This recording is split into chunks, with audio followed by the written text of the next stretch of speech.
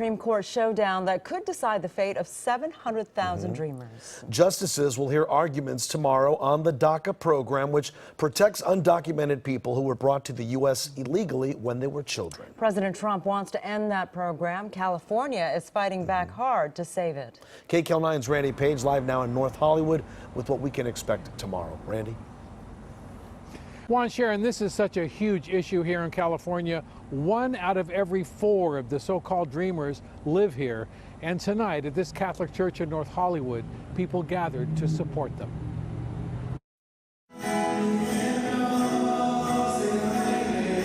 It was a procession of faith, a moment to come together in prayer.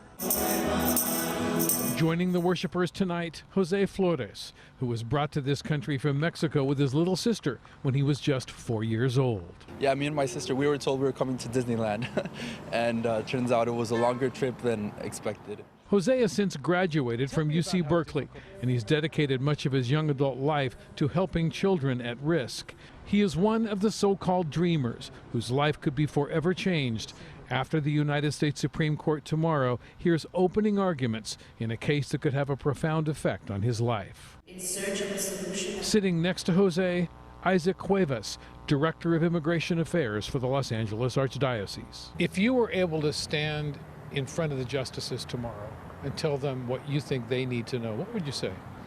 I would tell them that we have a tremendous opportunity in allowing this amazing group of young, aspirational Americans to be a part of the fabric of this country. California Attorney General Javier Becerra's legal team will lead the arguments on behalf of DACA recipients before the Supreme Court tomorrow. We take our historic fight to the Supreme Court to defend the DACA program.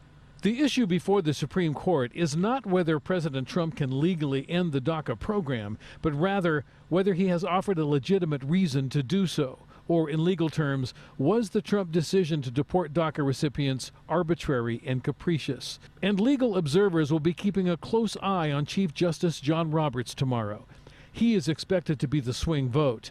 In 2 previous and related cases, the Chief Justice voted with the conservatives to form a majority in one of the cases, and he voted with the more liberal justices to form a majority on the other one. So this fight is about protecting the doctors, the teachers, the innovators in the tech community, all those people who are out there doing great things for America and happen to be dreamers. It's an emotional issue, and that inspires people, especially on the left, to be involved in politics, because emotional appeals are always something that drives people to the ballot box. Robert Sinners with the D.C. Young Republican says, however the court rules, it will motivate voters on both sides. It is a national security issue, especially for Republicans, because we need to have a count of who's in this country. For Jose Flores, it's about counting on a promise made to him and other dreamers 7 years ago that he would be allowed to stay in this country he calls home.